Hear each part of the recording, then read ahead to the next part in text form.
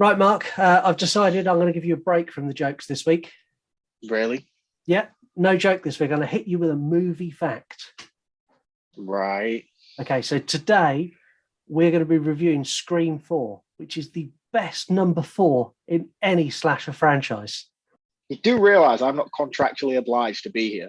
Got a little bit of gasoline. I'm gonna make it burn. I'm gonna make it burn. Let's go. You are now listening to the You Run podcast, the only horror movie review podcast completely run and controlled, not by me and Mark, your hosts, but by you, our listeners. Hey, Scoob! We're on the radio, bro! You wanna die tonight? Zoinks! You choose the movies. You score them. You review them. You do it all. Because after all, this is not our show. This is your show. I'm your number one fan, Mr. Man! It's not perfect. It has its problems. The You Run podcast. It was just weird. I don't know. I guess like a weird vibe. The You Run podcast. Bitch, you better not forget about me. Don't you ever forget about me. Hey, this is Naomi Grossman, best known as Tucker from American Horror Story. Hi, it's Imitation Dave. Buddy, you son of a bitch. Just make sure you fucking listen. This was fucking incredible. He's the one you need to blame. Got a little bit of gasoline. I'm gonna make it burn. I'm gonna make it burn. Let's go. I'm gonna make it burn. I'm gonna make it burn. Right, now my opening comments of the show have suitably fired Mark up. Welcome to the You Run podcast. My name is Scott. My name is Marc. Mark is still speaking. He's not gone on strike. Not yet. Each week we take you through the movies you have chosen to review. Now, before we get into today's movie, I want to correct a mistake I made. So I said on a previous episode that you can catch me and Elise on YouTube on the 15th of each month. That was a lie.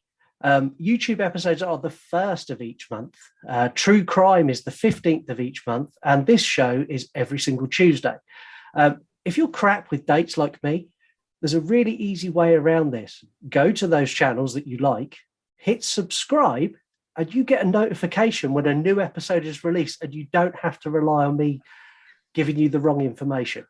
So that's what you need to do. So go and do that. And while you're there on Spotify and Apple Podcasts, if you want to give us a five-star review while you're hitting subscribe, it's right next to it. So that'd be great. Anyway, Mark, who are we following this week? Check it out.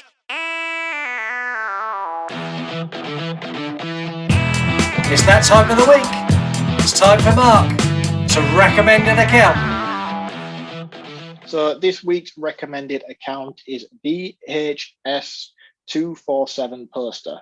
Now, this is an account that I've only just recently started following myself, but I found their content to be rather impressive, so I thought I'd share it with you guys today. It's run by a guy called Tom. I'm sorry if I got that wrong. I'm just under the impression that this guy's called Tom. And he makes have you just guessed his name's Tom? I think this guy's called Tom. It says in his bio that he's called Tom, but can you trust people's bios on the internet these days? I guess it's not, but let's go with it. Okay, he's Tom, right? Yeah, as far as I'm aware, he's Tom. So Tom has an account where he makes posters. Now, they're not the standard sort of horror posters that you'd usually come across. These are sort of like newspaper articles that you would find on the front of the newspaper, obviously, but they're horror based and film related. So he does ones such as a Halloween one, which is like the Haddonfield Post. He does a Child's Play one, and it has obviously like the Chucky doll, and it says the headline is something like "My doll is talking to me," and then it also in the bottom corner of the page it then has the article explaining the Charles Lee Ray killings and stuff. I mean, they're really, really cool stuff.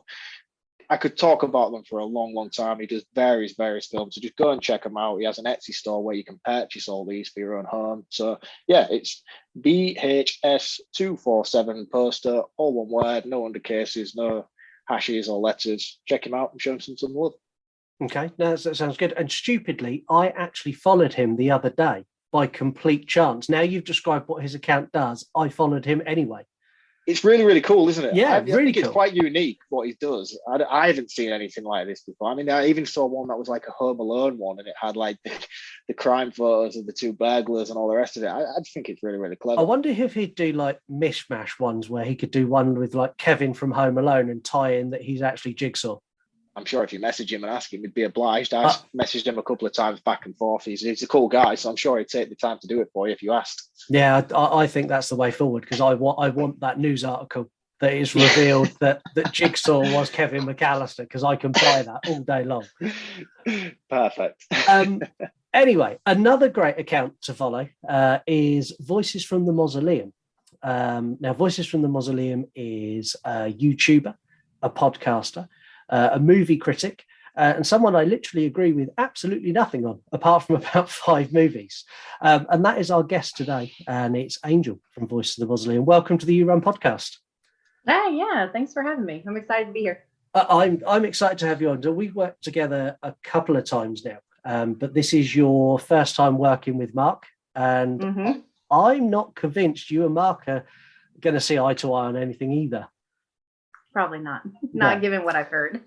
No.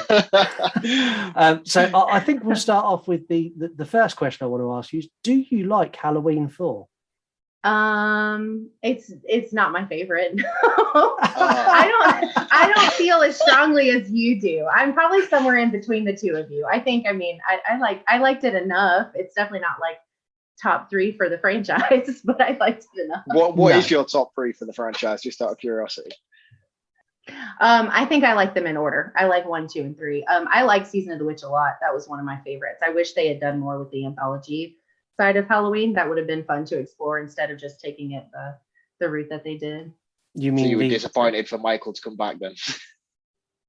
Sort of. I like the new ones, the newer ones. I didn't really like the Rob Zombie ones, but I liked I like the new ones.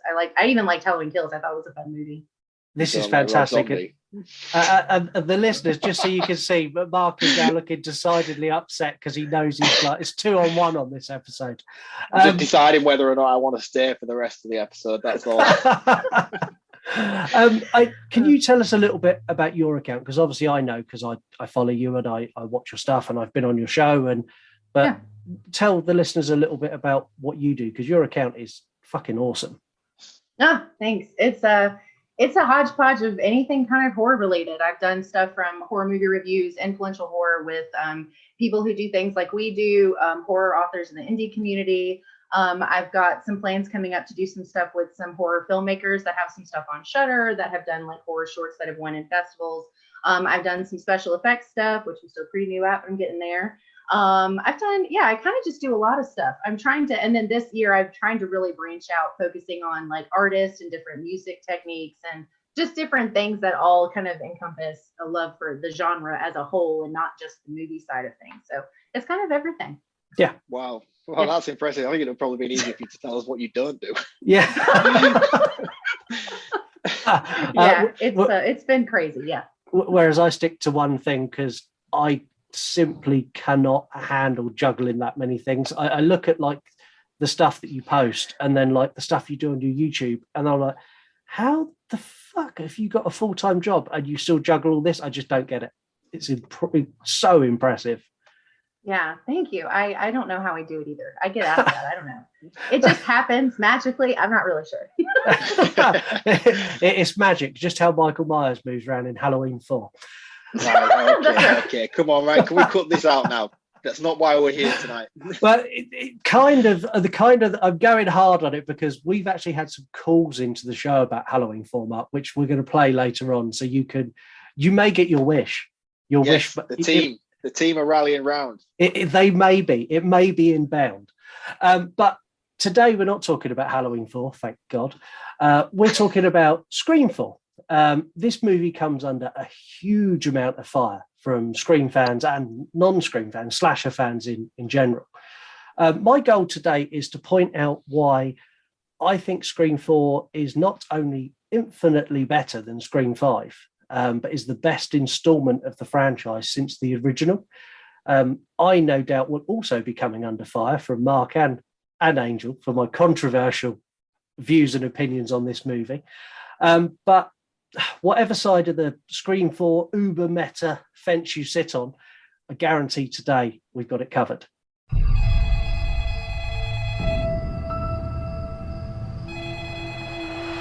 What's your favorite scary movie?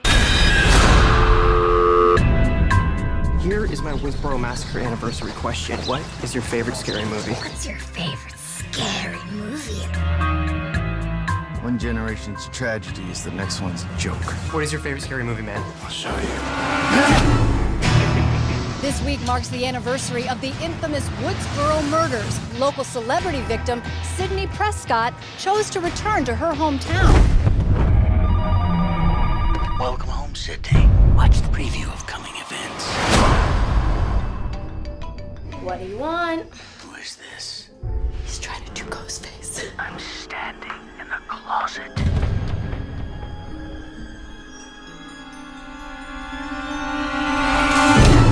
Liar.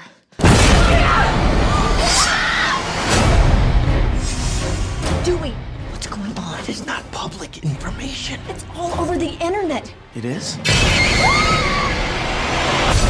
There's a killer out there patterning his murders after the original movie. It's time for someone new to die. The unexpected is the new cliche, and virgins can die now. Does that mean that I'm not going to live as long as these two? Clearly. To be the new version, the killer should be filming the murders. Down! Down behind you! Go ahead if you have the guts. Not to implicate him. He can't kill Sydney. She's victim royalty. Not true. Sid's expendable. Point taken. Guaranteed third act main cast bloodbath. Fingers crossed on some nudity for a change. Time for your last question. Name the remake of the groundbreaking... Halloween, Texas Chainsaw, Dawn of the Dead, The Hills Have Eyes, Amityville Horror, Black Christmas, House of Wax, Mom Night, My Bloody Valentine. It's one of those, right? None of the above. I'll be right back. I know this one. You're not supposed to say that, are you?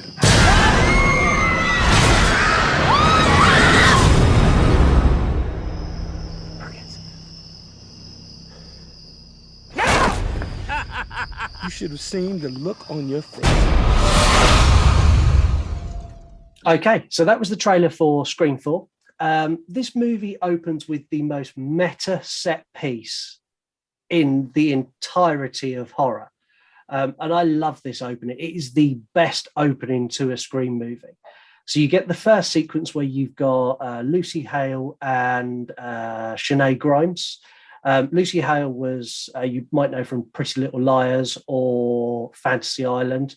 And Sinead Grimes was in the remake of Beverly Hills 90210. They're stalked and killed by Ghostface. It's the typical opening that you expect from like Scream 1, 2, and 3. It kind of follows that same path. And you instantly absorb this is a Scream movie.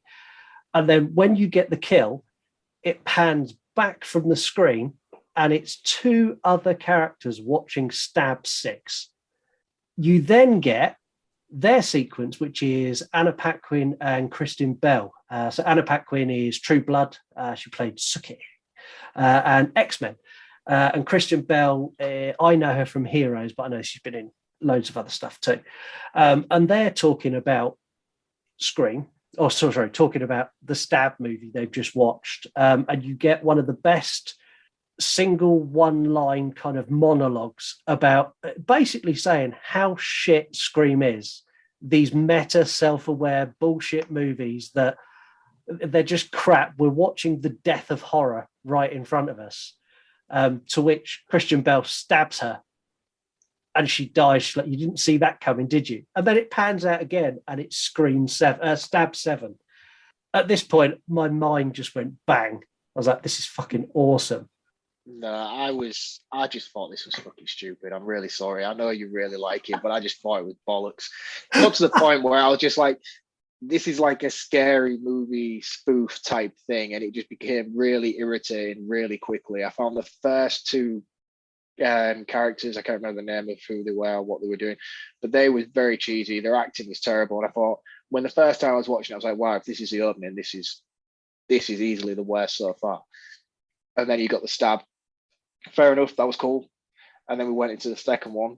Yeah, it was all right. I quite liked it. And then we got it again.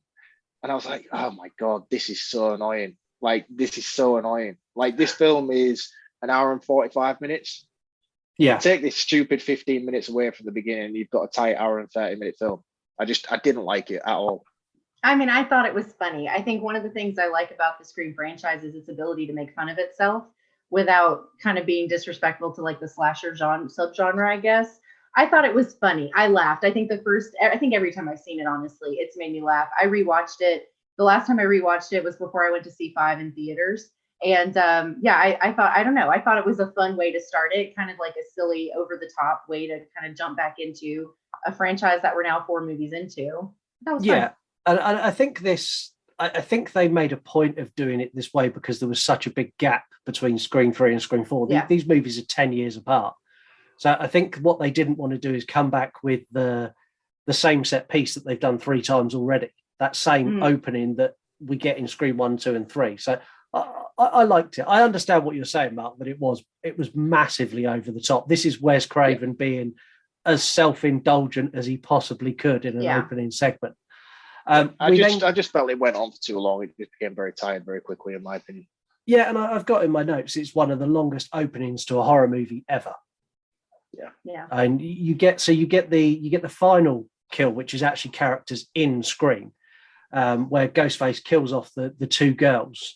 And we get Ghostface doing some nice little callbacks to 3. So saying that he's the director, where in Scream 3, obviously Roman Bridger was the director and also the killer, which I liked. And then he makes some great lines that they just made me laugh. This is Ghostface just being funny, where he's like, you're the dumb blonde with the big boobs. This is your big part. Don't blow it. Just like, come on, man.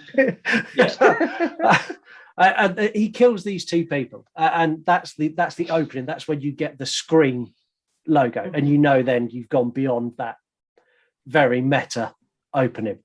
See, I really liked the 3rd segment because tonally it felt very different from the first 2. It felt very serious, much darker, much grittier. Ghostface was very savage as well, and I wish it had just opened with this personally, if I'm honest. Yeah, you just don't like fun. It's fine. Yeah, I'm a fun sponge. I do apologise. The morning after this, after Ghostface murders of Jenny and Marnie, we meet Dewey and Gail, who are now married. Dewey gets a call about the murders and gets out of bed, and Gail does exactly what Lisa does every day, stays put. Dewey goes and meets Deputy Judy, who blatantly wants a bit of Dewey dick as she tries to feed him lemon squares. Is this a tactic that women use? Have a lemon square, take me to bed. I can't speak for every woman, but it's definitely not one I've used. Lemon squares are not on my sleep with me. That's not really what it's. I don't know. I don't know. Maybe if it works, maybe I've been doing it wrong. But in this case, I don't think it works. So yeah, I've got to say. Don't get me wrong. I like a lemon square, but it's not going to get me in bed. Mark, is a lemon square going to tempt you to the bedroom? Well, it doesn't really take a lot to tempt me to do anything. I'll be honest. I'm desperate to try a lemon square, though. I know that. So maybe. Meanwhile, we meet Kirby as she picks up Sydney's cousin Jill and Olivia before heading off to school. On the way to school, Jill gets a call from Ghostface, and Olivia reveals that she had a call from Ghostface earlier that morning, and they think it's one of their friends pranking them.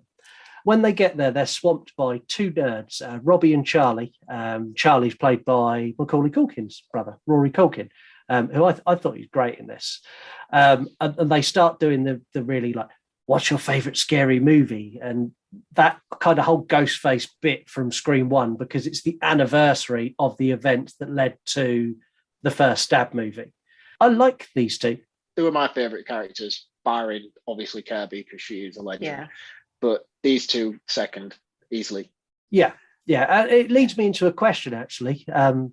What's your favourite scary movie? Mark, I know what yours is. Everyone knows what yours is. Your favourite scary movie is obviously Scream 4. No, I know what you're digging into. I don't actually rate Halloween 4 as my favourite scary movie. I really like it. I know you don't. You are Halloween. Halloween is your favourite. That's the peak for you. Yes, it is. Yeah. Angel, what's yours? So this is super hard for me. I usually have to answer this without really thinking. So if I answer without thinking, without trying to think of a logical reason why, I'm going to say Monster Project, which is a found footage movie about monsters. Yeah. And that's write that down because that sounds incredible. If it's made your top list, then I need to watch it immediately. Yeah. Okay, but you're not allowed to do an episode about it if you need it. Okay. Don't tear it apart. And then I think if I had to think of something more rational, I'd probably say Poltergeist, because it's like my first memory of life, my first introduction to horror ever. So it's probably, a toss up between those two. Yeah, and mine, I think everyone knows mine. Mine's The Shining, which we do later this season. So you get to hear me fanboy over that, but that's ages away. Anyway, we haven't really touched on the fact that Sydney's back in town. So Sydney's promoting her new book. So she ditched the terrified character that she had in Scream 3, and she's back now to being a badass. She's now like, I've written a book about surviving, and she's promoted this book. Dewey and Jill pick her up from the book signing. She's interviewing. Yeah, so she's doing the book signing, and Jill. I'm going mad here. You are going mad. She's doing a book signing, and Gail comes and says hello. Yeah, she does. Gail comes and says hello. Yeah, okay, good. You take over, because I'm obviously having some sort of scene. Yeah. So at the book signing, which Sydney is now promoting her new book, Gail makes an appearance, and then from this point on we get sirens and police cars arriving with Dewey and Judy Hicks, and they come and tell that there has been a new killing and the cell phone signal has been tracked to the book signing, at which point the phone starts ringing, everybody darts outside, and it's Sydney's rental car. Yeah, they open the boot. And Scott, are you back on board?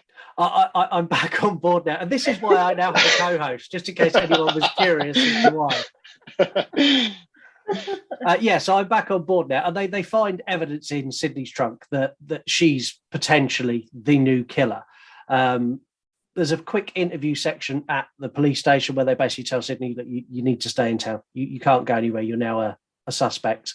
And she decides she's going to stay at her cousin's house. She's going to stay at Jill's house because that's family. It's somewhere safe.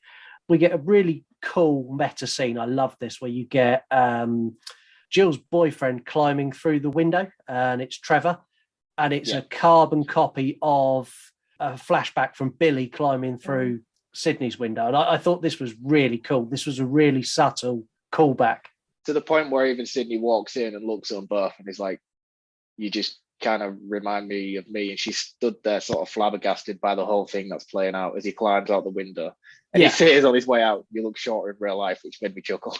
Yeah. And Dewey does his due diligence as a police officer. He puts a patrol car outside to keep an eye on them. They're having a sleepover. So you've got Kirby at the sleepover. You've got Jill, and then you've got Sydney's in another room. They're having a sleepover, and they get their first phone call from Ghostface. And Kirby answers the phone. First of all, she thinks it's Trevor. And then when she realizes she isn't, Kirby is awesome. Kirby is so cool. Ghostface is like, I'm in the closet. And she's like, bullshit. Bullshit, I don't believe you. He's like, but I am. She's like, no, you're not. She's like, I'm going to look in the closet. And Jill's like, don't look in the closet. She's like, no, I'm going to open it. And the only way I could describe Kirby, this is how I would imagine you would react, Mark. 100%, this is me. I would be raking that cupboard out straight away. I really, really liked this scene. I thought it was really cool the way that Ghostface on the phone was extremely quiet, and it sort of like sounded like him, but not quite him, so you didn't know whether it was Trevor or not. And the whole I'm in the closet thing, it was really, really cool. Even the nod where they sat watching Shaun of the Dead in the bed, I was like, this is fantastic. Like, I was really on board by this point. Yeah, I think this is kind of when I fell in love with Kirby. That's when she became like my favorite character for that. Well, at least for that movie, I like that scene a lot. Yes. I think the beginning half of it is probably like the strongest part of the movie. So that scene was a good one for me too. Yeah. And she basically calls Ghostface out and says, no, you're full of it. And you're full of shit. And she goes and opens the closet, and Ghostface isn't there. She's like, see, I told you. And he's like, and his response is fantastic. Like, who told you I was in your closet? Yeah. Fantastic. And then they realise that he's actually in Olivia's closet, who lives directly opposite. And they see Ghostface come out and attack Olivia. And this is where Sydney now proves that she has gone from being that meek and mild crap Sydney we got in Scream 3. That was so disappointing. Yeah, terrible. We won't talk about Scream 3 because we'll all get upset. So she bursts out of the house and sprints over to attack Ghostface to stop him. She's too late. She gets slashed by Ghostface and she ends up being taken to the hospital for her injuries. Before we just move on, I just wanted to quickly pull back to the kill scene at this point, because I watched this on Netflix. I don't know where you guys watch this, whether any of you have an actual original copy of it or not.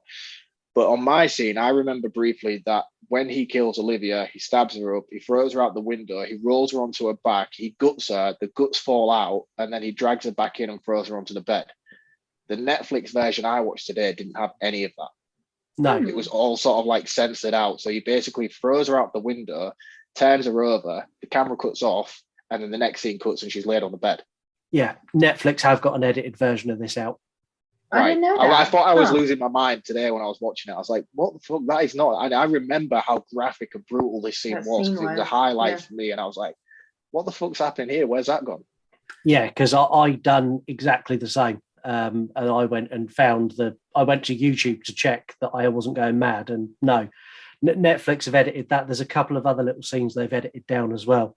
I don't know why. I just thought I was just going crazy. I don't know if there's a reason behind it, but Netflix edit quite a lot, I've noticed recently. There was another movie I watched on there recently where they cut a scene. I was like, why? Yeah, it's strange. Might explain why they're losing subscribers by the bucket load. Yeah, maybe why the shares are going down. Yeah, leave the films as they are. That's how we like them. Yeah. Sydney goes over. She gets cut by Ghostface, and she ends up in the hospital where we meet her. So we met her publicist earlier briefly, but we meet her in the hospital, and her publicist just needs a slap. She's like, "This is fantastic. We'll continue the book tour. The sales will go through the roof." And Sydney's like, "You are fired. You are absolutely fired, you money grabbing bitch." And yeah, she gets what she deserves. She gets instantly killed by Ghostface as she goes into the car park, and he goes one step further and throws her off the roof into a reporter's van. Up until this point, I thought she was going to be the killer. Obviously not now. I've seen this film multiple times, but on my first watch, they do a very good job of building, not just with her in particular, but with everybody that's in the film. They do a very good job of everyone's a suspect in this. That's one thing that I think is really strong here, is that they do a very subtle way of, Judy Hicks is weird, she's crazy, she's got crazy eye, you think, oh God, she's a bit dodgy. And then when they find the stuff in the back of Sydney's boot, it's Rebecca, the publicist, who has the keys to the car. So you're like, oh, maybe she's it. Trevor's very suspicious of Billy Loomisy. And I just think they do a real good job of subtly pointing out that everybody could possibly be the killer. And then when she died, I was like, oh no, I actually had you pegged for being the one. I agree with that, because I think that all the other times I've been able to predict it pretty early on through all of them, the first, second, and the third one. And I think I remember feeling the same way the first time I watched it. It's like I didn't really know who it was going to be or what to expect as people started to die off. So yeah, I agree with that. Yeah, and I think they've done a better job of that in this than they did in Scream 5, because Scream 5, I pegged the killers really early on. Yeah, really I agree with that too.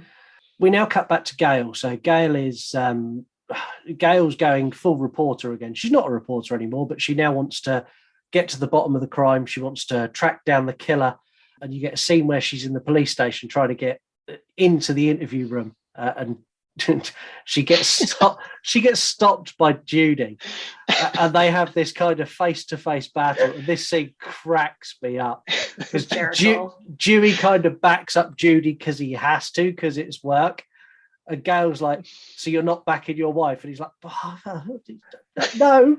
And then as she leaves, she turns around to Judy and goes, "By the way, your lemon squares taste like arse." Oh, fantastic. And Dewey's like, they don't. They really don't. They don't. They don't. Dewey. She doesn't mean that. I know. I'm like, come on, Dewey, man. What are you doing?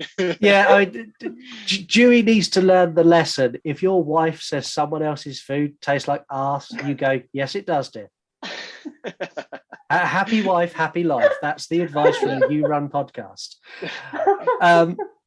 So they have that confrontation, and then Gail convinces Sydney to go to the cinema club. So she says, look, we know that these kids know what's going on, and we know that when this happened to us before, it was the kids in the school who knew it. So come to cinema club. They'll have some insights, and they might be able to help us. I love cinema club. This scene in cinema club is absolutely rammed with references to horror movies. There's horror movie posters everywhere. And you get the two guys, you get Macaulay Culkin's brother and the other guy who I've forgotten his name already. I think they're called Robbie and Charlie. Robbie and Charlie. Yeah, Robbie and Charlie. So that they I don't know who is who, but that's Charlie is Macaulay Culkin's brother. I know that. There we go. Right. So therefore the other one's called Robbie. Yeah, so we've now identified them. So they very professional show, ladies and gentlemen. 100%. They talk you through how the rules have changed now. So it doesn't matter if you're a virgin, you can still die. If you're an original character, you can still die. The killer's probably going to escalate things now and start recording it as well. And then they let slip about Stabathon. So they're hosting a movie event where they're going to play all of the Stab movies back to back. To which Gail goes, well, that's obviously where the killer's going to be. Where is it? And they're like, well, we're not telling you. And they refuse to tell her, and she storms off. We now get Stabathon. I want to go to Stabathon. This looks incredible, yeah. This is a big barn with a massive screen, loads of beer, and horror movies. I am 100%. Where do I sign? Where's my seat? Would you do a Stabathon if it was a Halloween marathon? As long as we skipped 4. We could do 1, 2, 3, 5 and on from there. So Gail finds out where Stabathon is because Gail she's wily like that. They never actually explain how she finds out, but she does. No. She sneaks in and she tries putting her own little webcam in there. She comes out and the webcam she can't see properly, so she goes back in to adjust it, where she meets Ghostface. And the first time I watched this, I thought Gail was dead. I thought this was Gail done. So Ghostface attacks her, and you get a scene from her perspective as Ghostface brings the knife up and stabs it down. I was like, wow. Yeah. They've killed a main character. It literally, first watch for this blew me away. At this point here, how the hell is Dewey a police officer, by the way? Because he cannot fire a gun to save his fucking life. Valid. Like, the guy is there. He shoots 5 bullets and he misses.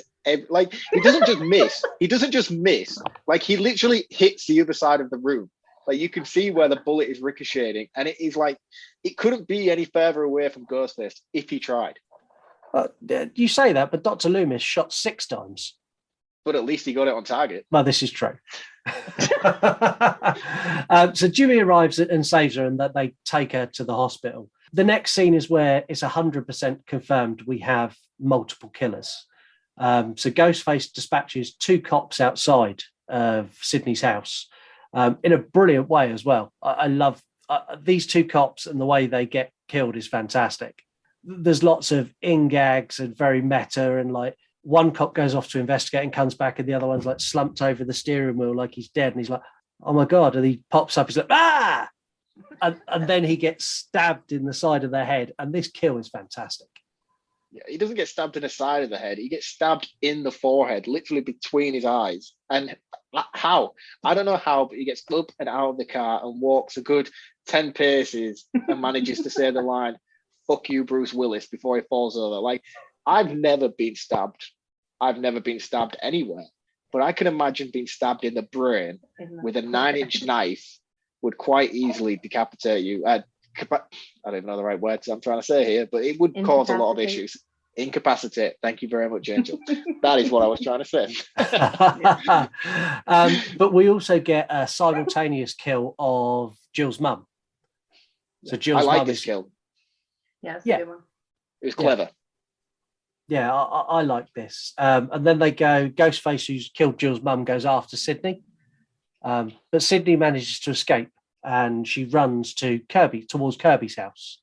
This sets up, so over at Kirby's house, you've got Jill, Charlie, Robbie, are all relaxing. They're drinking some beers, they're watching a movie. And Trevor shows up and insists that he talks to Jill. And then they go upstairs. And all the way through this, they're trying to frame Trevor as the killer. That's it's the killer that they're spoon feeding you. Trevor is the killer. Robbie goes for a walk and leaves Charlie and Kirby together because they secretly like each other. This is why you don't help friends out in that way, because Robbie gets dead I like the way that as well, earlier on when they're at the cinema club, he's like, the only way to survive these days is by being gay. And at which point, just before he got finally stabbed, he's like, I'm gay. If that helps. Kill me. If it helps. The thing is, they put in that situation, I would pretty much try anything. Yeah, and he clearly does. Yeah. I'm gay. I like H4. All these things that would never come out of my mouth, I would literally throw it all at Ghostface to try and save me. I'm just going to quickly move on past this as if that never even happened. Yes, okay, we'll pretend that didn't happen. So Robbie gets dead. Charlie and Kirby are about to kiss, and Trevor and Jill come back downstairs, and Trevor takes Charlie with him. As this happens, Sydney bursts through the door and basically says that Ghostface has killed Jill's mum. And Ghostface arrives like instantly, and they all kind of scatter and go their own way. So Kirby goes to the basement. Jill hides under a bed because that's the perfect place to hide in a horror movie, as has been proven numerous times. The phone rings, and we get Charlie tied on the porch as Kirby answers the phone. Again, a callback to Scream 1, that opening scene. You get this again. So Kirby is being interrogated by Ghostface, and he's doing the, what's your favourite scary movie? What happened in this movie? And he's doing, he's basically doing Broken Spirit, but with higher stakes. Kirby nails it as well, by the way. Yeah, she does. And while Kirby's got Ghostface busy, Sydney goes to find Jill. Kirby thinks she's won because Ghostface basically hangs up after she rattles off about 1,000 horror movies, one after the other. She thinks she's beaten him. She goes outside to retrieve Charlie and save him, to which Charlie stands up and stabs her, leaving her for dead.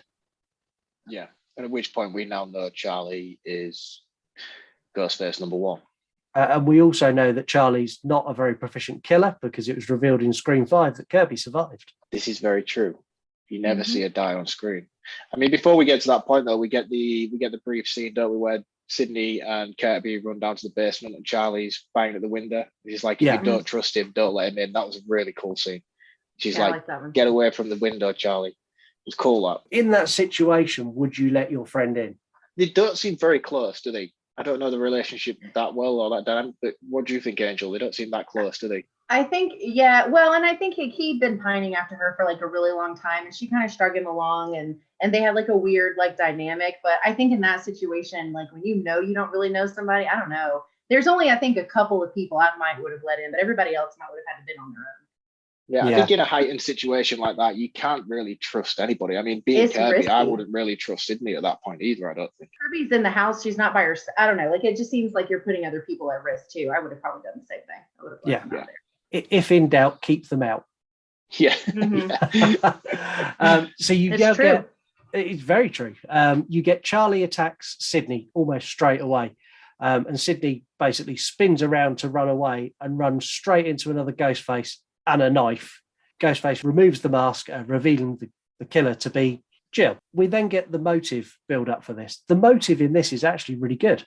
I love the motive for this. It's not we're trying to make more stab movies. It's not we're trying to kill off the original cast. It's Jill wants to be Sydney. She wants that notoriety. She wants to be famous. And I can buy this motive all day long.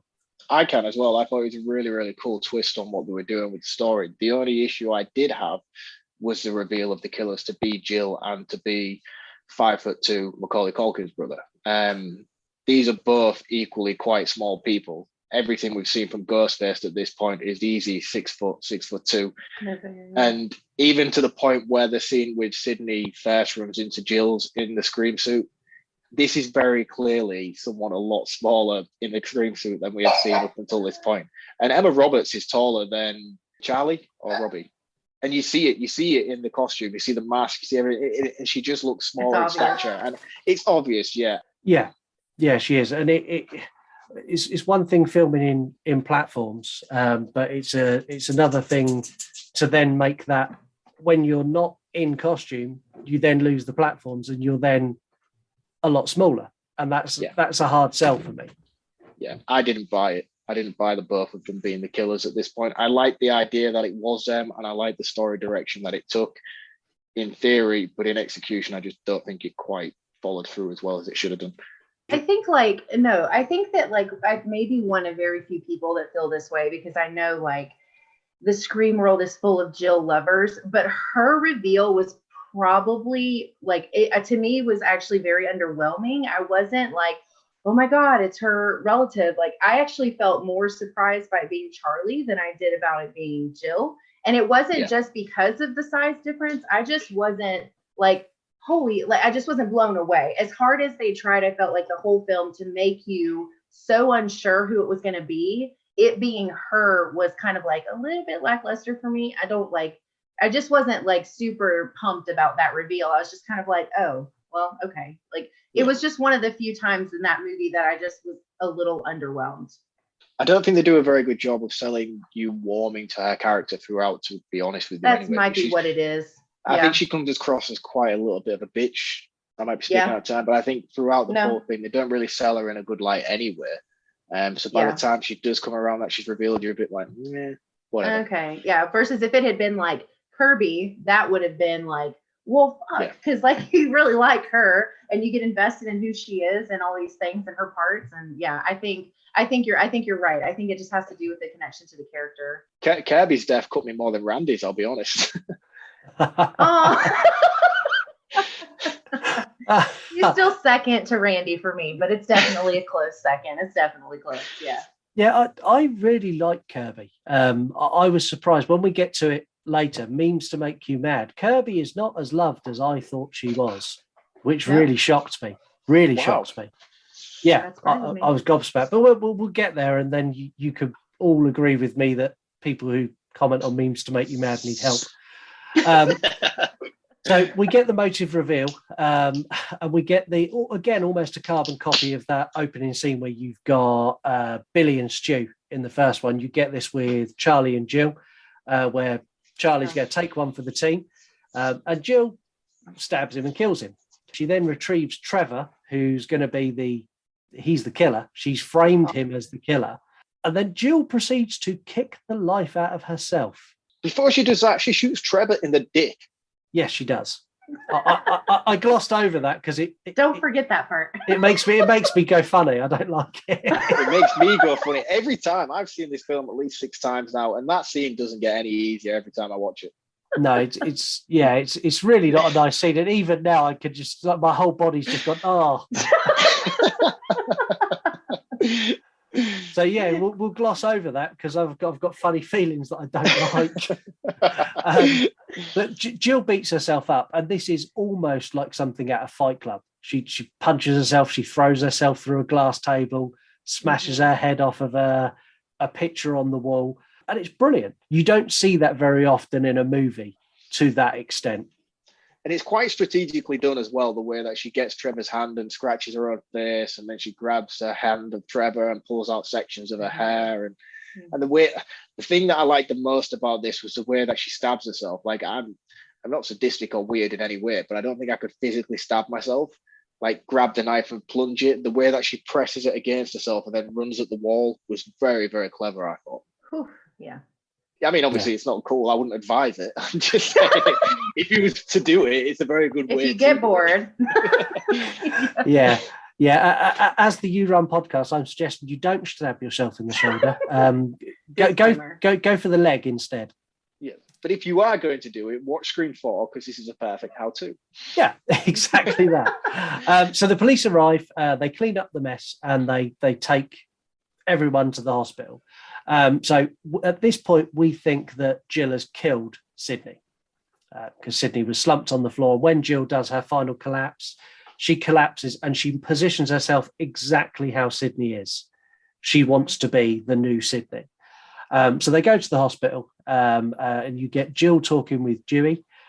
Jill says that maybe her and Gail can write a book together because they've got the same injuries.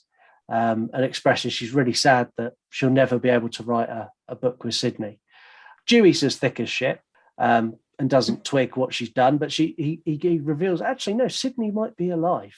And she's like, oh. And Dewey's like, anyway, I'm going to go see Gail. And Jill straight away goes, shit, and jumps out of her bed and heads off to Sydney's room to go and finish off Sydney. We now cut to Dewey talking to Gail. And Dewey's going, oh, it'd be really nice. You could write a book together. You've got the same injuries. And Gail, who's not thick as shit, went, pieces it. How does she know we have the same injuries? And after a good 5-second pause, all of a sudden Dewey goes, oh, yeah. He's a terrible, terrible police officer, by the way. He's the worst. Yeah, if anyone ever murders me, God forbid, do not have Dewey investigate, because they are getting away scot-free. I mean, I love him. His character is wildly entertaining, but man, that guy is very bad at his job. Horrifically bad at his job. But you then get Gail and you get Dewey now rushing to Sydney's room. When we get there, so Jill is there now. She's fighting with Sydney. She's got Sydney down on the floor. She hears Dewey coming. Dewey comes round the corner and she takes Dewey out with a bedpan to the face. All that he deserves. We get Gail straight behind, and she's followed quickly by Judy. Officer Judy's there as well. They go and hide behind the bed, the other side of the room, and Jill basically gets Judy to throw over her gun. When she does that, she shoots Judy straight away. I was like, wow, that doesn't happen a lot in horror movies. You'll get throw me the gun, and they'll throw the gun, and then they don't do anything. Mm-hmm. But in this, she threw the gun, and she picked it up and shot her straight away. Gail kind of does this weird negotiating with Jill, where she's trying to delay her, and she's trying to delay her to give Sydney time to get to the defibrillator. Basically, she goes, can I have some last words? And she goes, well, yeah, you can. Yeah, what would your last words want to be? She's like, clear. She's like, the fuck do you mean clear? And with that, you get Sydney just whacks her with the shock pads, the defibrillator pads. Mm-hmm. Brilliant, absolutely brilliant. And Sydney follows that with, you forgot the first rule of remakes: don't fuck with the original. Best line in the film. So good. Yeah. This again, like I said in Scream 5, there was a couple of lines that she insisted on having in the movie. In Scream 4, this was one that she insisted this had to be in it. This was her line again. So I think just let her write her own lines. Seriously, let her write the script. She's good at it. Yeah, she definitely is. We get the one last scare from Jill as she pops up, and Sydney does this kind of like almost and turns around and shoots her because Sydney knows it's yeah. This is the fourth time now she knows what's coming. She's so over it. Yeah, it's very much like, oh, for fuck's sake, again, and she shoots her. We get one final scene where you get all the reporters outside and they're telling this story of how brave Jill was to stop the killers and blah, blah, blah, blah, blah. And the final shot of the movie is seeing Jill's dead eyes. Now, I'm emphasizing the point. The final shot of Scream 4 is seeing Jill's dead eyes, because I saw yesterday that there is a rumor Jill will be returning for Scream 6. This brings me back to what I was going to say. Personally, for me, I didn't like any of these last 10 minutes in the hospital. Now, I want to run a theory by you and see what you think. The scene where Jill beats herself up and then falls on the floor next to Sydney, that should have been credit roll for me. And then I would have liked to see in Scream 5 take a I know what you did last summer approach, where Jill's is walking around gloating, being the hero and the victim and all the rest of it. And then she starts getting somebody coming for her, knowing what she's done.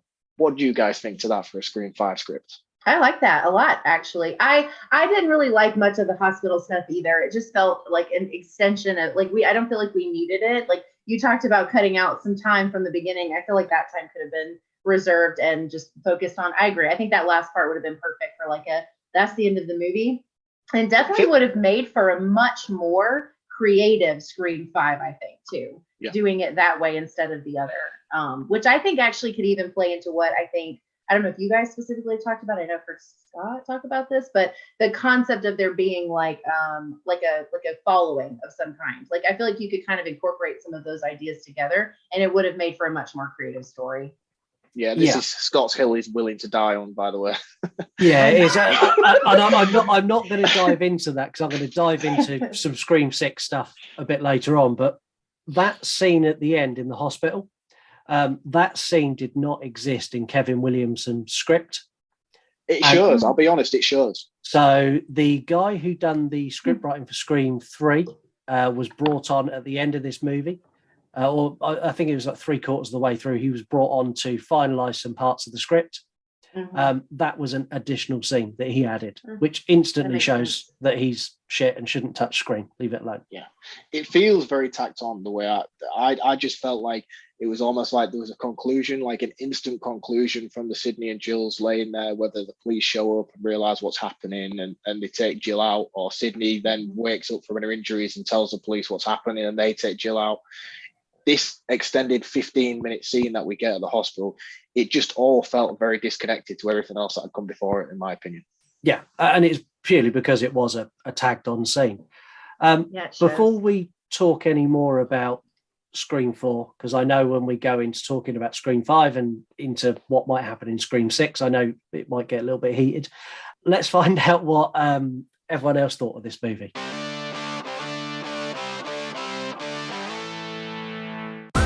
We wanted them. You delivered them. It's this week's 3-word reviews from the listeners. Okay, so 3-word reviews this week. We've got Romeo Tutor, the weakest sequel. We've got I Blame the Movies, another great sequel. We've got Dead in Hollywood, homicidal angry teenagers. JJWX24, clear. We've got The Midnight Mortuary, fan fiction quality. A little bit about the 3-word reviewers this week. So you've got Romeo Tudor is a movie podcaster. I Blame the Movies is a content creator with a movie and mask obsession.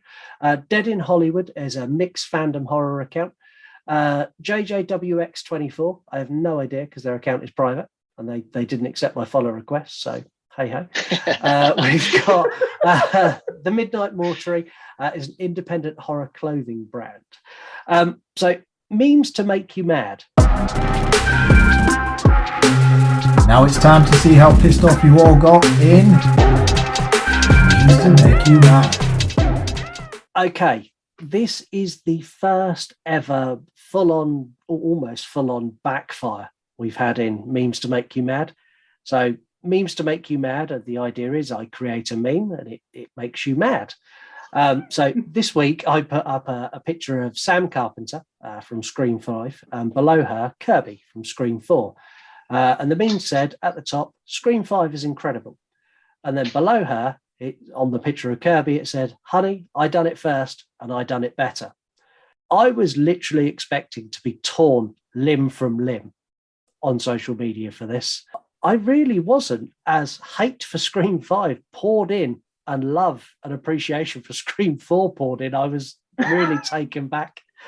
So we have Living Dead Designs. Scream 5 felt the least like an actual Scream movie. Scream 4 is great. Damon's Movie Night, Chamber of Terrors, The Horror Fiend 96, and Here for the Booze all said, agreed, in block capitals with exclamation marks. We've got Ben Oakman, not even an opinion, straight fact. Real Wes Craven tops imitation Wes Craven every single day. Ooh, that's a bit of a blow, isn't it? It's facts, though. We've got We Love Horror podcast. Agreed, although Scream 5 is great in its own right. I also got 50 or so comments that were on this kind of wavelength. I got 2 people that I made mad. One of which was Mistress X Voorhees X. Unpopular opinion, Scream 4 sucks. I said what I said. So that was Mistress Voorhees. Then we've got Slasher Queens. This is not their first appearance on Memes to Make You Mad. They made 2 comments. The first one is, Kirby is legit the worst written characters in the franchise and is overrated as hell. Then followed that with their next comment. Also, 10 years later is not off the back of your takes are giant bullshit. I am assuming that Slasher Queens does not listen to the show because we've had what this is what our 4th, 5th week she has started means to make you mad. Yeah. And the last one was like, your horror takes are absolute joke. Your whole account's a joke. But she still follows and still comments. So, hey. But I'm guessing she doesn't listen to the show. And I'm not going to tell her. I tag her every week in, you were a victim of memes to make you mad. And she shares it. See, I follow her, and she has recently just shifted her account to a full soul dedicated Emma Roberts fan account. Oh, okay. So I'm surprised she hasn't had more to say about this than what she has actually. Okay, well, assuming it is a her, that is. We'll see what happens moving forward. But this honestly is slowly becoming her section. I may even rename it like Slasher Queens is mad, or something like that. But I'm saying that they don't listen. If you do listen, please call in. Please call into the show and share your rage. YouRunPodcast.com. Hit the bit where it says, record us a voicemail. Record me a voicemail. Or alternatively, the new way of getting in touch with the show by calling, go to Instagram, go to where you send someone a message. There's a record voice message button there. Record me a voice message in there, and I can make you appear on the show that way as well. Into this week's facts.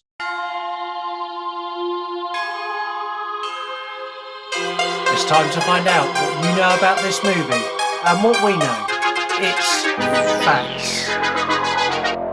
This is the last film directed by Wes Craven before he sadly passed away in 2015.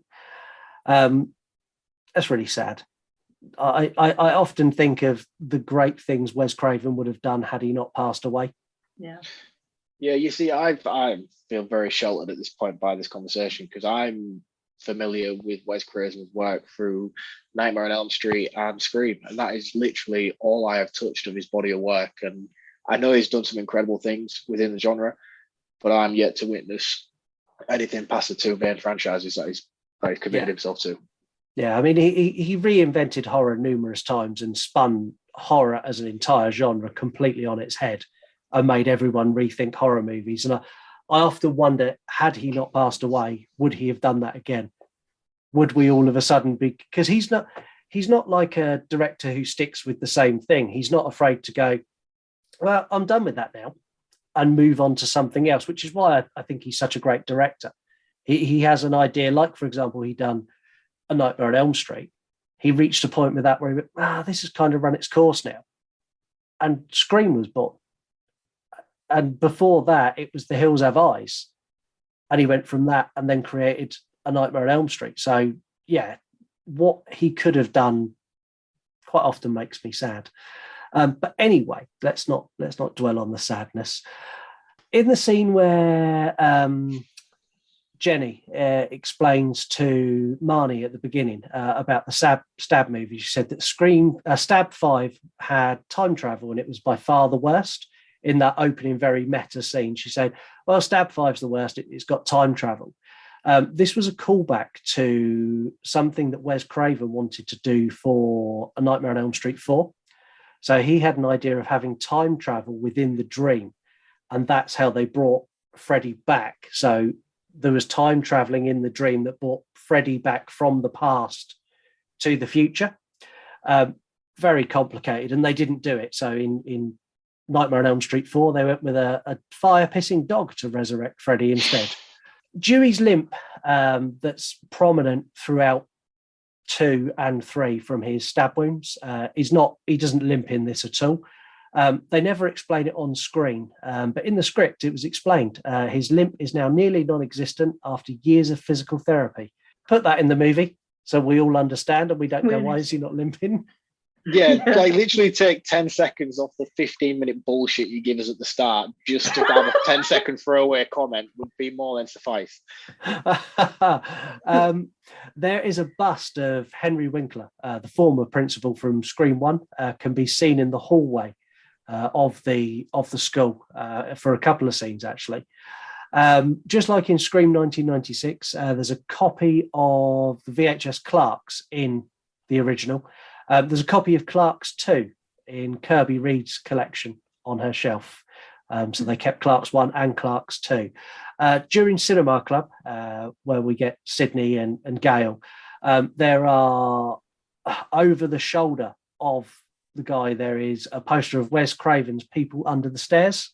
That is actually Wes Craven's poster. It's not a prop. It's actually Wes Craven's poster of that movie, which fantastic. That's cool. Yeah. There was an ongoing prank on set. So behind the scenes, when they were filming this, you could find these gag reels online as well. All of the cast would take turns at putting on the ghost face mask and hiding in cupboards and jumping out and making people freak out. There's a really, really good one where Sydney is running. So in the scene where she runs from Ghostface the first time, she runs round a corner and someone in a Ghostface mask opens the doors of a closet and jumps out, and she falls arse over tit and is like screaming on the floor. That's go and find them. They are so good. So worth a watch. And all of that was Wes Craven's idea. And it was purely to lift spirits on the set and stop them being broken. I told you, I want to play a game. They will say that I have shed innocent blood. The power of Christ compels you! What have you done to its eyes? Well, it's elevated horror. You know, it's Halloween. I guess everyone's entitled to one good scare. You're going to like it. I'm Chucky, and I'm your friend to the end. How was that the slaughterhouse? All right, you primitive screwheads, listen up. Oh, I know this one, you fuck.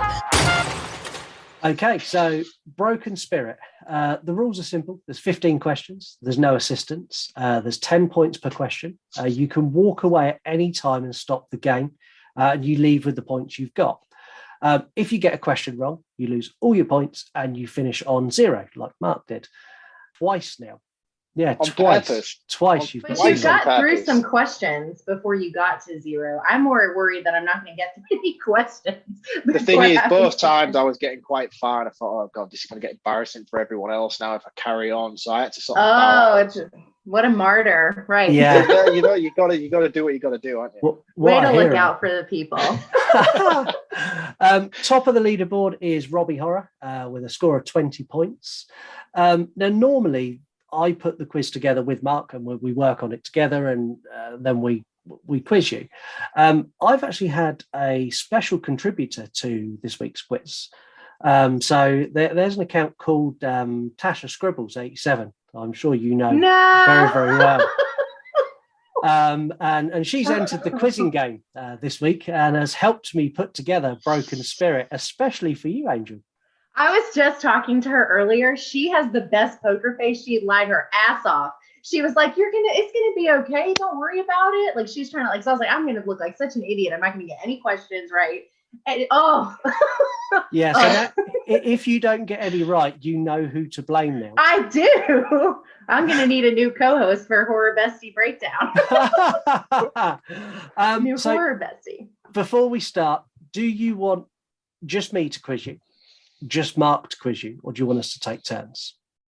I think I'll keep the pattern. You guys can take turns. Yeah. Okay. Well, yeah. I'm going to start it off with question number 1. In the movie Rotten Tail, what was Peter Rottentail's nickname for his crush from high school? Oh my God, Anna Banana. And in case the listeners can't guess, I wonder who provided that question to the show. Oh my God. So that's correct. That's 10 points. Over to you, Mark.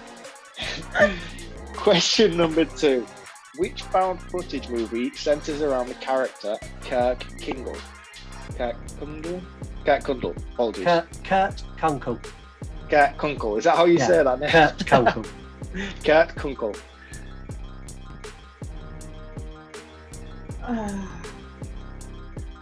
Which found footage movie centers around the character Kirk Kundle? Kurt Kunkel. Why am I struggling with that name? I don't know. You keep calling him Kirk. Oh my God. I'm going to be so mad if I can't get through 2. Kurt. You have like 5 variations of name. You can go which way everyone feels most comfortable. And if you don't know it, you can always walk away with your 10 points and be second on the leaderboard. Second place isn't a bad shout. Or come join the club down at the bottom. There's plenty of us. Yeah, I don't think I know that one. The name isn't ringing like any bells. You will kick yourself if you guess and you get it wrong, or you don't guess and you walk away. You'll kick yourself. It's found footage. This is as deep in your wheelhouse as we can go. Oh, okay. Can I give her the year? Yeah, you can give her the year, and you can give her the job that he done. Right. Okay. The year is 2020, the year of release. Found footage 2020. Okay. He is an Uber driver, and that is as much information as I'm going to give you on question 2. Are we sure I've seen this one? An Uber driver? Found footage 2020, Uber driver. God, I don't think I know this one. Chris Kringle. Stop, Chris Kringle. Did we not say Chris Kringle? Oh God. Kurt Kunkel. Oh, that's the one. Yeah. He's an Uber driver in a found footage movie in 2020. Yes. I just did so many found footage movies. You don't have to take the answer. You could just walk away. Yeah, I think I'm going to, because I don't want to lose the 10. Yeah? Yeah, I think so. Are you going to tell me what it is? Yeah. I'll let Scott break it to you. Yeah. Oh, no! So you walked away with your 10 points from your Rotten Tail question, which I know that's a movie you absolutely adore, which is why you knew that. That's the one you've seen, right? You've seen Rotten Tail? Yeah. You voted for Rotten Tail? I did, yeah. The movie that centers around a character called Kurt Kunkel, not Chris Kringle, that was released in 2020, where he's an Uber driver, was Spree.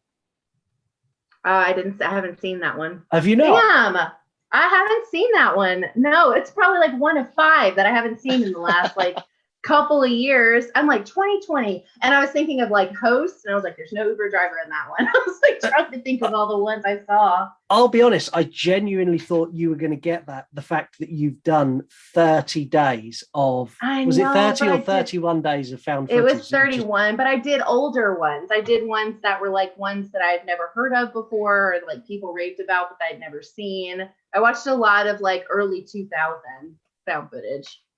Okay. Don't worry, don't be too disheartened. I would take comfort in the fact that you're probably going to be in second place throughout the season. Yeah, you definitely will be.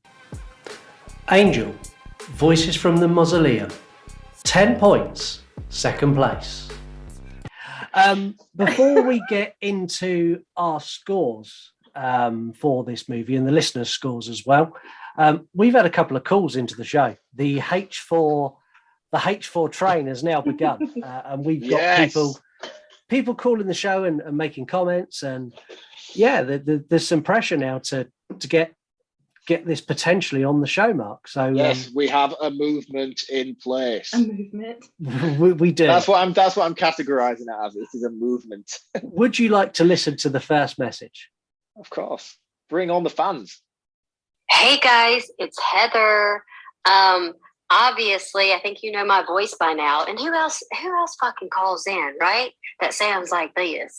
Look, I'm gonna need you, Scott. This is for Scott, not for Mark so much right now.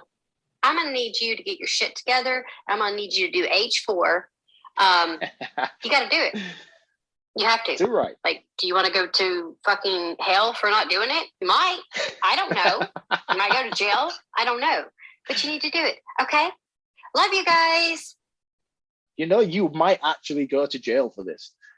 Well, yeah, maybe. It's a risk I'm willing to take. But we've had another message from someone who's a little bit more irate than Heather. So here we go. This This is the second part of the message, and this is a PSA. Mark, I am on your side. H4 will be done on the You Run podcast. If not, it might have to be done somewhere else, but we need it done on You Run podcast. Okay? Y'all I ain't playing with y'all. Like, Scott, I swear, I'm gonna come get you. It's not gonna be good. Let's just do it, okay? Thank you. See, you know how crazy Heather is as well, and she will get on a plane and fuck you right up, mate. Yeah, I know. And what I said was, and I said this, and I stick to what I say on the show. I said, if we get a call for H4, I will do H4 on the show. Yeah, so you've done two now. Yeah. Well, we're counting it as one. It was Heather. It was only one call. Let's not get carried away. But we have had another call who is not necessarily on your side. So here we go. Hi guys, it's Elise here, horror review girl.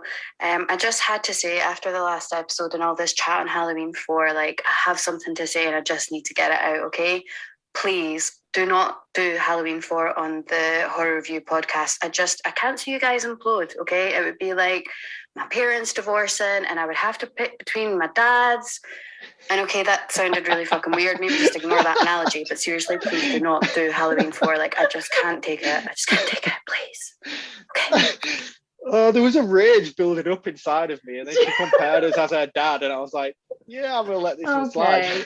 Yeah, you were obviously giving off daddy vibes, and not in that way. I promise, Elise. I promise. No matter what happens, we will not get a divorce. I don't know. We might.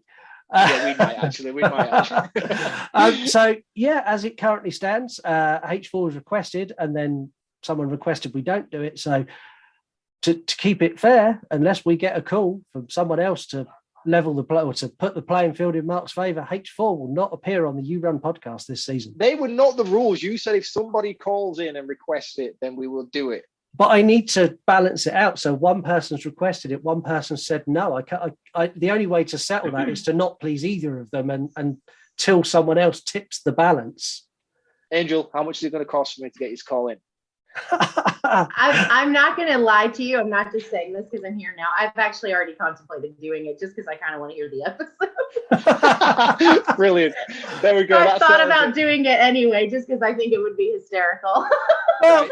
So we'll get Angel's call next week, and then we'll see. Hopefully, she's the only one who calls in. Yeah, well, let's see what happens. But yeah, if you want to see H4 on the show, it's really easy. Call into the show. You could use the voicemail, the voice section on Instagram DMs, and I can take the audio from there. So however you want to do it. If you want H4, call in. If you don't want H4, call in. And this could go on forever. It's great fun. Am I still not allowed to call in? No, you still can't call in. Anyway, into listeners' scores. So the listeners scored this a 7 out of 10, which I think is a pretty good score for this. Now, I said at the beginning of this episode that I wanted to prove this was the best since the original. So this is my pitch. This is my sell. The new cast in this are strong. They have key scenes and they appear in the movie more than the original cast. This movie doesn't lean on the original cast purely to carry it. The motive is good. The killers were relatively unpredictable. All the kills were good. And finally, my final thing that makes this better than the original, or not better than everything else but the original, is according to Wes Craven, this is the strongest in the franchise next to the original, and he wouldn't return for a script that wasn't as good as the original. Now, is anyone actually going to argue the toss with Wes Craven? No. Now, I'm not going to lie. I didn't like this the first time I watched it. So when I watched this, when did it come out? 10 years ago, 15 years ago, whenever it came out. When I watched this, I was not a fan. And it's only on this rewatch that I found a new appreciation for it, that I came out of it going, this is brilliant. And I think that's because I watched it on the back of Scream 5, and this done everything I wanted Scream 5 to do that Scream 5 didn't. For me, this is a solid 9 out of 10. I have to take on board what you said. I think you do a very good point of selling that this is better than Scream 5. And I've only seen Scream 5 once, and I really, really enjoyed my experience with it. But I do have to say that this is quite easily the best since the original.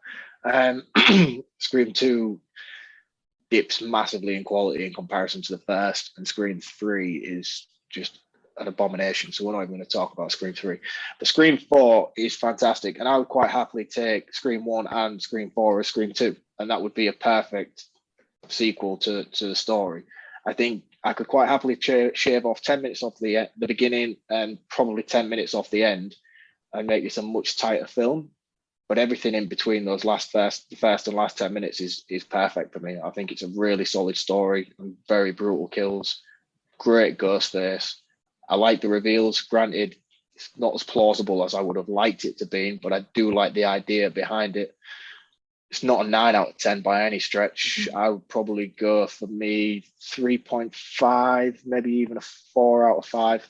So this is my second favorite in the franchise as well. And I actually feel the same way. I think the first time I watched it, I thought it was fine. It was entertaining. I like some of the uses of the technology and the kind of like moving forward with the new teens and stuff. But I think this newer watch that I did before I went and saw Scream 5, I think was when it kind of like cemented its place in what, you know, is like my final Scream like ranking. And it's number 2 for me. So, and I think like, oh God, I'm not want to go down this route. Scream 5 is just, so it's mine would be like 1, 4, 2, 5, 3. That would be like my order. But I think one of the things that I really like about it that I think for me specifically makes me push it above 2 is it did some of the similar scenes from 2, but I think it did them better. So when we have like in Scream 2, we have, you know, the kids or the teenagers talking about like film and sequels and all these things. And yeah, we get this great piece with like, you know, Sarah Michelle Gellar and, you know, Casey from Dawson's Creek and Brandy. But I think that I liked the horror movie club better as that part of the movie. So it just kind of like bumped it up for me. And also Charlie and Robbie minus the murdering, totally me in high school. Like 100% I can relate to those characters. Yeah, so it's actually a 9 out of 10 for me as well. Yeah, I like that one. I like this one a lot. Okay, so that's great scores for Scream 4. So everyone who's hating on it, you need to go rewatch it. Just out of curiosity, before I move on, Scott, Angels give her ranking. What's your timeline? How do you put them? 1, 4, 2, 3, 5. Oh wow! Yeah, I think Scream 5 is the worst Scream movie by a country mile. Right. So mine is 1, 4, 5, 2, 3. So we're all entirely different, really. Yeah, and I think this is one of those franchises that you can do that with, and everyone can have different opinions. And you can do that with A Nightmare on Elm Street as well. Whereas if you look at something like Texas Chainsaw Massacre, or you look at something like Friday the 13th, you tend to find people's ranking of those movies is almost identical because they are so wildly different in tone. Whereas, everything Wes Craven touches, it's very hard to pull them apart. They're all very similar, but different enough that they get different rankings. And I think with A Nightmare on Elm Street and Scream, you'll always get people who will love movies in a different order. I think they all like sort of have such a varied appeal towards a general, not general, sort of like depending on what sort of flavor of horror you like, you can tell what kind of person you are depending on how you rank your Scream films, is what I'm going to say. Yeah, like you can pick out what you're into in your horror films because each Scream film has such a sort of variation to them. You've either got your serious first-ish, you've got your darker 4, you've got your very comedic third. You can sort of pick which wheelhouse you're in depending on which Scream films you like, and I think that's something that you can't do with a lot of franchises. No, that's a good point. Yeah, no, you can't. And then let's touch on the thing we probably shouldn't touch on. Scream 6 coming March next year. Just so everyone knows, will feature on this show without a shadow of a doubt, probably within a couple of days of it being released. So Scream 6, it's no secret that I want Stu Marker. I want Matthew Lillard to return. I don't think anyone is surprised by me saying that. there's two reasons I want him back. One, because it'll be fucking incredible. And two, because I really don't want to roll in mousetraps. I also want him to kill Sydney or Gale or both in the opening sequence of that movie. And I want Kirby to replace Sydney as the final girl. I also want multiple Ghostface. I want Ghostface to be incredibly brutal. And I want them to make a decent effort of hiding the killers. Because in Scream 5, in the first moment I saw Amber, I went, she's the killer. Number one. Yeah, literally, I saw her for about 8 seconds. That's her. And I just want them to work harder.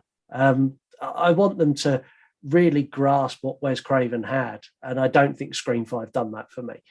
I think I don't think I have as strong thoughts on what I want to happen in 6. I'd love to see Stu come back. I think that would be fun.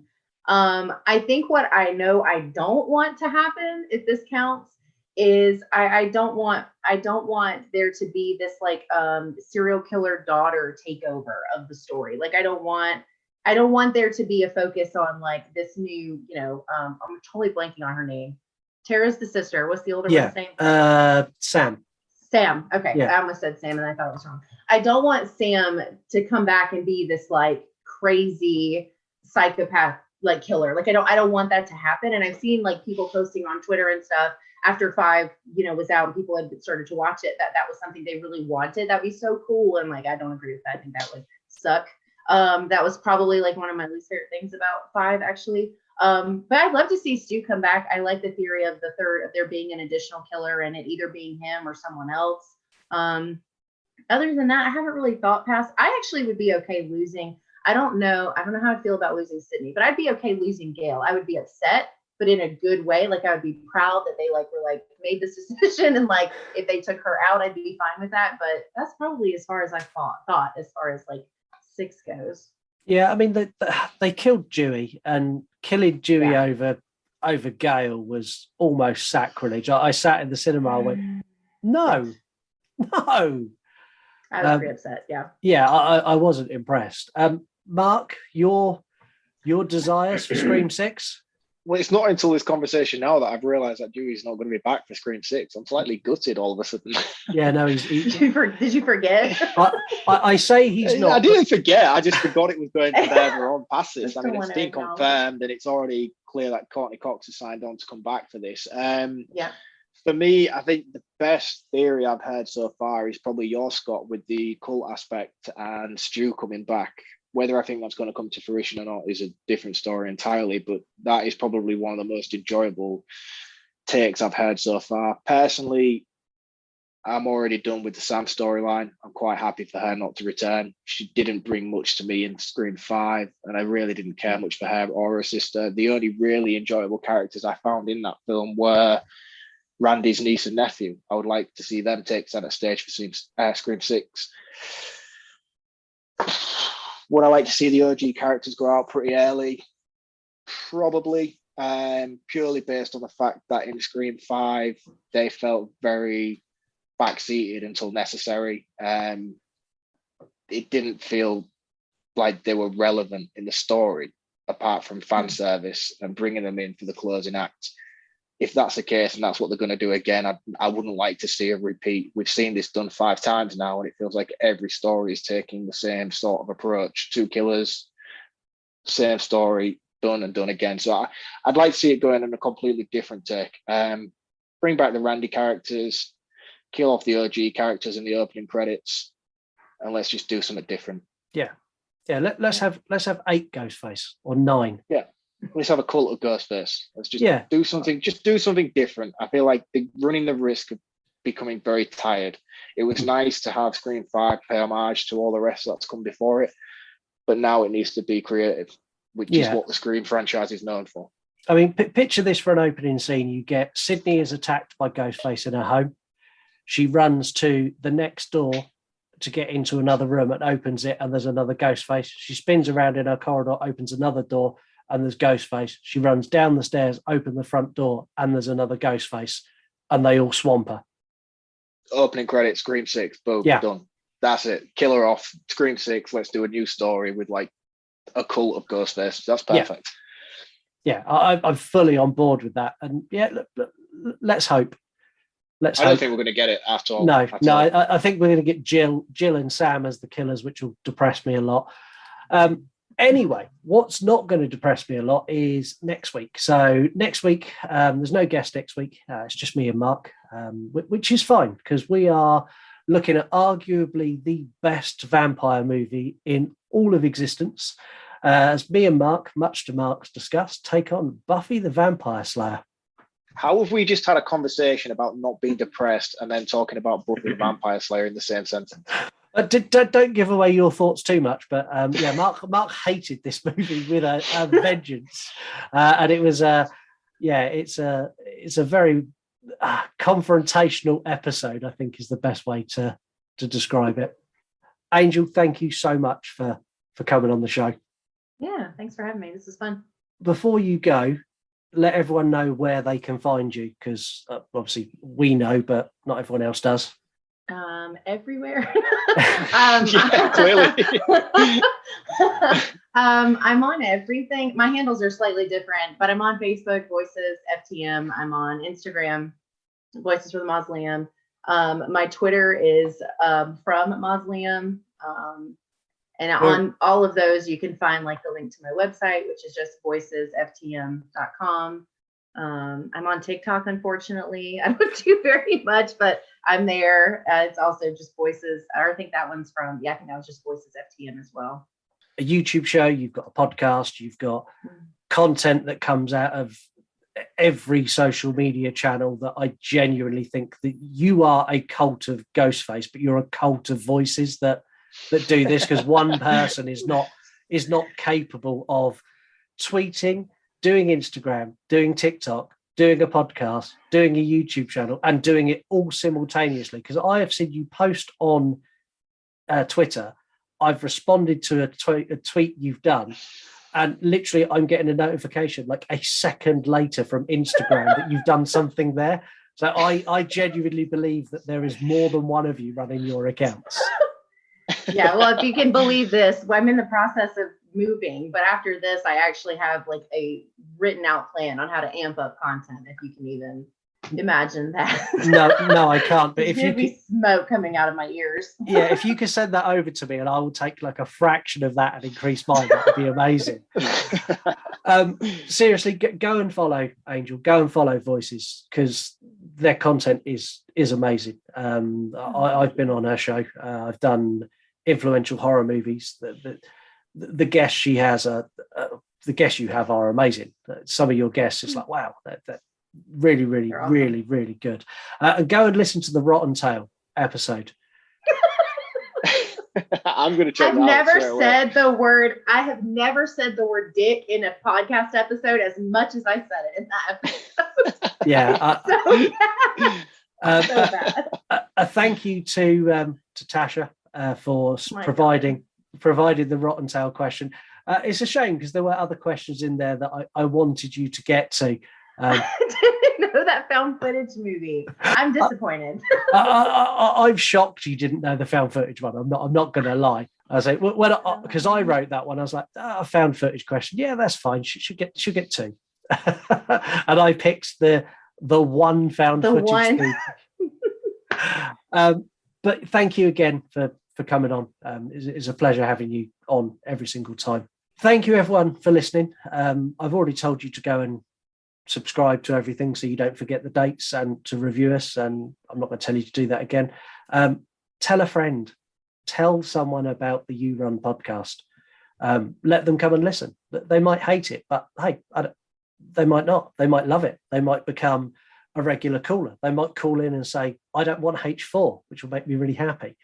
They might call in and say they love H4 and it's the greatest movie ever made. And that's more likely. That is definitely more likely. Yeah, and I just won't play that message.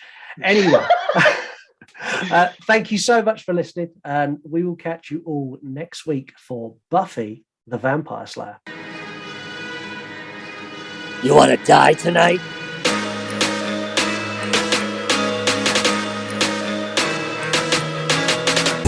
Thank you for listening to this week's episode of the You Run podcast. Don't forget, to get involved in the show, all you need to do is head to our website, yourunpodcast.com. This is not our show. This is your show.